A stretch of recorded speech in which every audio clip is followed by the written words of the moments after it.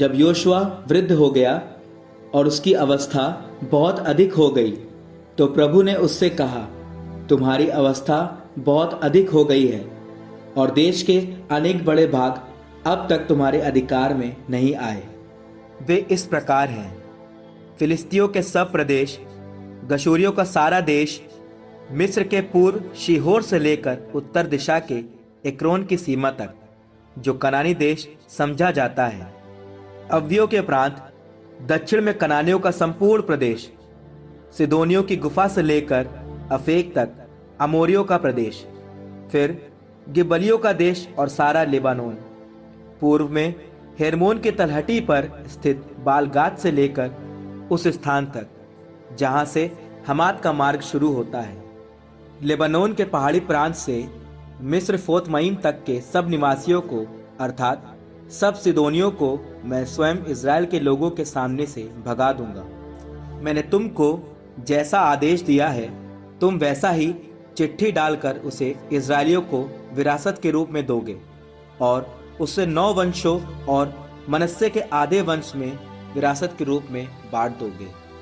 मनस्से के आधे वंश रूबेन और गाद के वंशों ने अपना दाएं भाग प्राप्त किया था,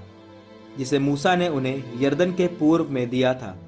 अर्थात अर्नोन की घाटी के किनारे पर स्थित अरोएर से और घाटी के बीच के नगर से दिबोन तक, मेदेबा की सारी पठार भूमि और अम्मोनियों की सीमा तक, हेशबोन में निवास करने वाले अमोरियों के राजा सीहोन के सब नगर, फिर गिलआद और गशूरियों तथा मकातियों का प्रांत, सारी हेर्मोन पर्वत श्रेणी और सल्का तक का सारा बाशान, अर्थात बाशान में ओग का सारा राज्य। ओग अश्तारोत और एद्रेई में निवास करता था और रफाइयों का अंतिम वंशज था। मूसा ने उनको पराजित कर भगा दिया था, परंतु इज़राइली ना तो गशूरियों को भगा पाए थे और ना मकातियों को,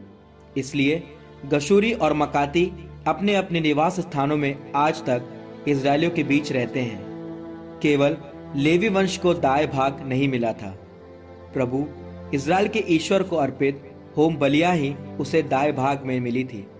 जैसा कि उसने उससे कहा था। मूसा ने रूबेन वंश के विभिन्न कुलों को दाएं भाग के रूप में याद दिया था। अर्नोन की घाटी के किनारे स्थित अरोएर से आगे वा नगर जो घाटी के बीच में है,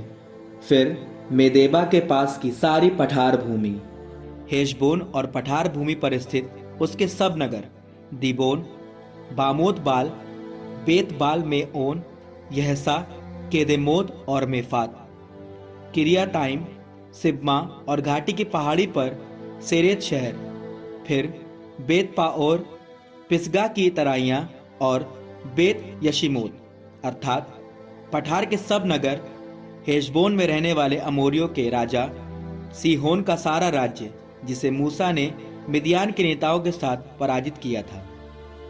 अर्थात एवी, रेकेम, सूर, हूर और रेबा को, जो सीहोन प्रदेश में रहने वाले क्षेत्रपति थे।